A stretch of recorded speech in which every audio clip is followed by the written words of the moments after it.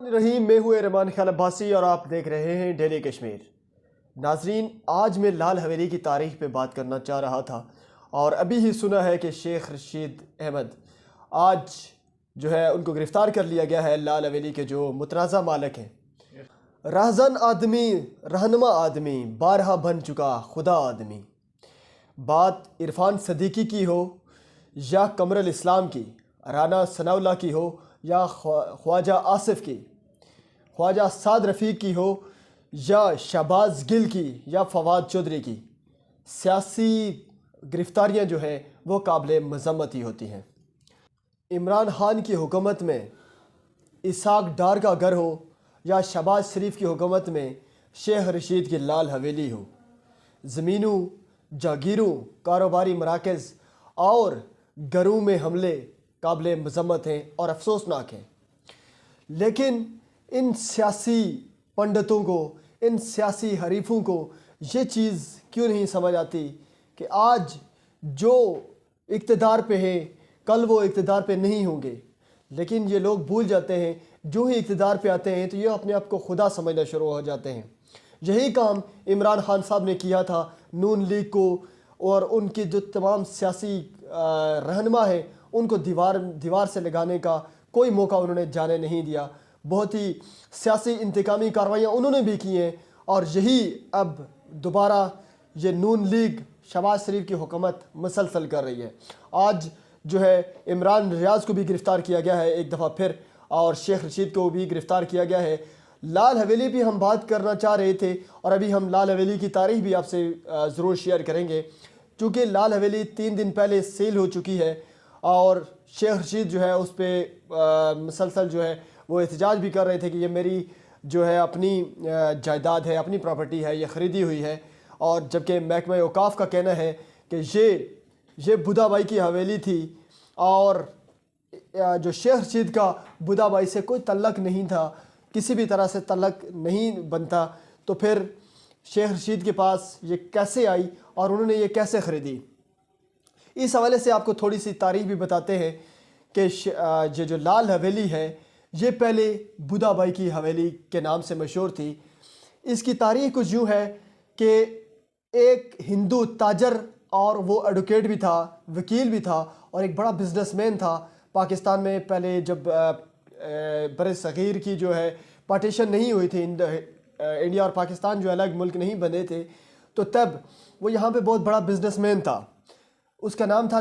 ہندو دھنراج سہگل۔ وہ ایک دفعہ سیالکوٹ میں، چونکہ جو بڑے بزنس مین، جو امیر لوگ ہوتے ہیں، پیسے والے لوگ ہوتے ہیں، ان کو اس طرح کے شباب اور شراب کے اور رقص کے، ان چیزوں کا بڑا شوق ہوتا ہے۔ تو وہ سیالکوٹ میں ایک کوٹھے پہ گیا تو وہاں پہ بدھا بھائی کو رقص کرتے ہوئے دیکھا، تو وہ ان کا دیوانہ ہو گیا۔ چونکہ وہ ہندو تھا اور بدھا بھائی جو ہے وہ مسلمان تھی، انہوں نے بدھا بھائی سے شادی کر لی، اور پھر راولپنڈی میں ان کے لیے ایک بڑی حویلی بنائی۔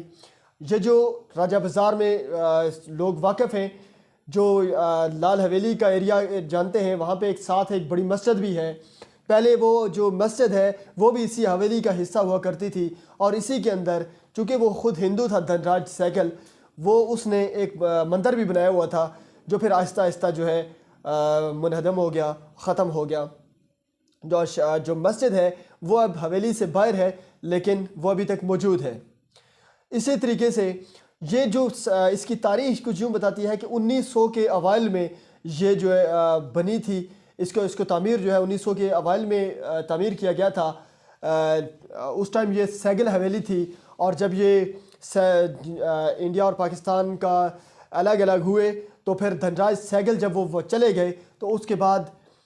جو بدھا بھائی کی حویلی کے نام سے یہ مشہور تھی۔ چونکہ جب پاکستان بن گیا تو یہ ایک اسلامی ریاست میں رقص اور ایسی جو محفلیں ہیں اس کو ایکسیپٹ نہیں کیا جاتا، تو اس کے بعد آہستہ آہستہ جو ہے یہ ختم ہو گیا، یہ سلسلہ سارا ختم ہو گیا تھا۔ تو بدھا بھائی جو ہے وہ کافی مایوس بھی تھی، کافی ڈپریس بھی تھی، اور پھر وہ زیادہ تنہائی پسند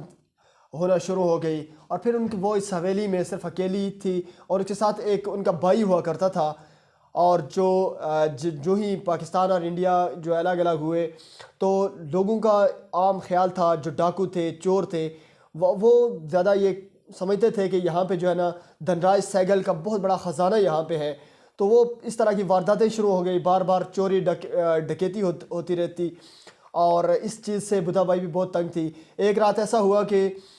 کچھ ڈاکو جو ہے وہ وہاں پہ آئے اور ان کے بھائی کو وہاں پہ قتل کر دیا گیا۔ حویلی کی انہوں نے چھان بین کی تو وہاں سے ملا تو کچھ نہیں، ایسا کوئی خزانہ وغیرہ تو نہیں ملا، لیکن ان چیزوں سے ہے وہ بدھا بھائی جو ہے وہ کافی خوف زدہ ہو گئی، اور پھر ان کو پتہ تھا کہ چونکہ میں نے ایک ہندو سے شادی کی ہوئی ہے اور جو مسلم جو سوسائٹی ہے وہ ایکسیپٹ نہیں کرتی بھی نہیں اور کبھی کرے گی بھی نہیں، تو میری زندگی کو بھی خطرہ ہے، تو یہاں سے راولپنڈی چھوڑ کے یہ لال حویلی چھوڑ کے گئی تو واپس کبھی نہیں آئی۔ اس کے بعد یہ اس حویلی کی تاریخ جو ہے وہ کافی مس ہے، یہاں سے نہیں پتہ چلتا ہے کہ اس کے بعد اس حویلی میں یہ حویلی بند ہو چکی تھی، بھوت پریت اور اس طرح کی جو ہے چڑیل وغیرہ ان چیزوں کا بڑا وہاں پہ بسیرا تھا، لوگ وہاں جانے سے ڈرتے تھے۔ لیکن جو شیخ رشید صاحب کے پاس یہ کیسے آئی، اس کی وہ تاریخ یہ بتاتے ہیں کہ ایک کشمیری جو فیملی ہے اس نے شیخ رشید صاحب اس نے یہ جو حویلی تھی یہ 2.5 لاکھ روپے میں لی تھی، اور پھر یہ 2.5 لاکھ روپے انہوں نے یہ نہیں پتہ چلتا کہ انہوں نے کس سے لی تھی، کیونکہ بدھا بھائی تو چلی گئی تھے، تو اس کشمیری فیملی نے وہاں کیسے لی؟ تو شیخ رشید صاحب کا کہنا ہے کہ میں نے اس کشمیری فیملی سے آگے 5 لاکھ روپے کے عوض جو ہے یہ لے لی تھی۔ جو ہمارے پاس ڈاکومنٹس جو عدالتوں میں شیخ رشید صاحب جمع کرواتے ہیں ان کے مطابق 5 مرلے جو ہے یہ وہاں پہ ضرور شیخ رشید صاحب کے ڈاکومنٹس کے مطابق یہ ان کی ہے، لیکن بعد میں پھر آہستہ آہستہ جو ہے وہ ساری جو حویلی ہے وہ شیخ رشید صاحب کے قبضے میں آ گئی۔ 80 کے اوائل میں 80 کی دہائی میں جب شیخ رشید صاحب نے یہ حویلی لی تو اس کے بعد جب اس کا کام وغیرہ مینٹیننس کا جو کام کیا گیا، اس کے بعد اس کا جو کلر جو ہے وہ ریڈ کیا گیا، تو اس کے بعد اس کا نام شیخ رشید صاحب نے لال حویلی لکھا، اور اس کے بعد یہ لال حویلی کے نام سے مشہور ہوئی۔ اس کے بعد جو ہے اب محکمہ اوقاف جو ہے وہ اس کا کہنا ہے کہ یہ جو شیخ رشید صاحب کے پاس جو ڈاکومنٹس ہیں یہ سارے جعلی ہیں، کوئی بدھا بھائی کی جب کوئی تھا ہی نہیں تو انہوں نے خریدی کس سے، اور وہ ڈاکومنٹس جو ہے وہ شیخ رشید صاحب ابھی تک وہ نہیں پیش کر پا رہے۔ اچھا، اس حویلی میں جو ہے 1-2 رومز جو ہیں جو بیڈ رومز بدھا بھائی کے زیر استعمال تھا، اس میں وہاں پہ ایک تحریر آویزاں ہے اور اس پہ یہ لکھا ہوا ہے کہ ہم نے سب کچھ شیئر کیا، مطلب بدھا بھائی نے یہ لکھا کہ دھنراج سہگل کے ساتھ ہم نے سب کچھ شیئر کیا سوائے مذہب کے، کہ مطلب یہ مسلمان تھی اور وہ ہندو تھا، اور یہ تحریر جو ہے وہ آج تک وہاں پہ بتایا جاتا ہے کہ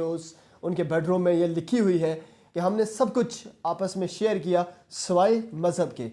اور آخر تک اس سے پتہ چلتا ہے کہ جو بدھا بھائی اور دھنراج سہگل آخر تک اپنے اپنے مذہب پہ، اپنے اپنے ایمان پہ، دین پہ قائم رہے۔ تو یہ تھی مختصر تحریر، مختصر آپ کا ویڈیو آپ کے لیے بنائی ہے۔ تو اسی کے ساتھ جو نیکسٹ ویڈیو کے میں اس کی اور مزید ڈیٹیل ہمارے سامنے آئیں گی تو میں آپ کو ضرور شیئر کروں گا۔ اسی کے ساتھ اجازت چاہتا ہوں، اللہ حافظ۔